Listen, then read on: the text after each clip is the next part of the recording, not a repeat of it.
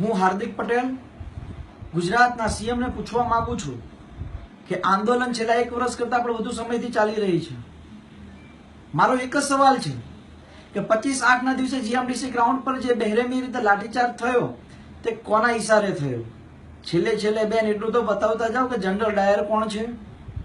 બીજું કે ગુજરાતના નિર્દોષ યુવાનો પર જે ખોટા કેસો કર્યા છે, જે હાલમાં ખોટી જાહેરાતો આપી કે કેસ પાછા ખેંચી લેવામાં આવ્યા છે, તો શું કેસ કર્યા હતા એ તમામ ખોટા હતા?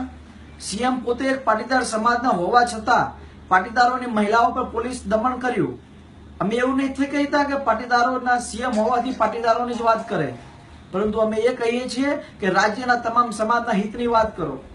તમારી દીકરી અનારના જે કરોડો રૂપિયાના કૌભાંડો છે ભ્રષ્ટાચારના, અને 2 દિવસ પહેલા જે પ્રમાણે નલિનભાઈ કોટડિયાને ફસાવવામાં આવ્યા, આ તમામ પ્રકારે આપ ભાગી રહ્યા છો, પોતાની જવાબદારીથી દૂર ભાગી રહ્યા છો, અને આ તમામ જવાબદારી તમારા સિરે હોવા છતાં પણ એક સીએમ હોવાના નાતે તમે આ કોઈ પણ કાર્યમાં સફળતા સમાજને નથી અપાવી શક્યા.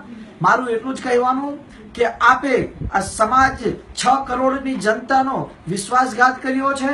6 કરોડ જનતાને તમારી જિમ્મેદારીનો અહેસાસ થવો જોઈએ, એનો અહેસાસથી તમે દૂર ભાગી રહ્યા છો, અને આ તમામ પ્રકારે તમે તમારો રાજકીય સ્ટન્ટ કરી રહ્યા છો. તમે એક તરફ એવું કહી રહ્યા છો કે મારી 75 વર્ષની ઉંમર થઈ ગઈ, હું વયવૃદ્ધ થઈ ગઈ છું, એટલા માટે હું રાજકારણ છોડી રહી છું.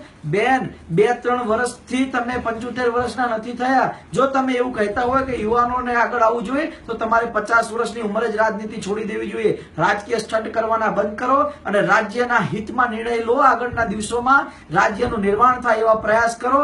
હું એટલું જ કહીશ કે આનંદીબેન, તમે તમારી જવાબદારીથી ભાગી રહ્યા છો, તમે તમારી જવાબદારી નિભાવી નથી શક્યા. જય હિન્દ.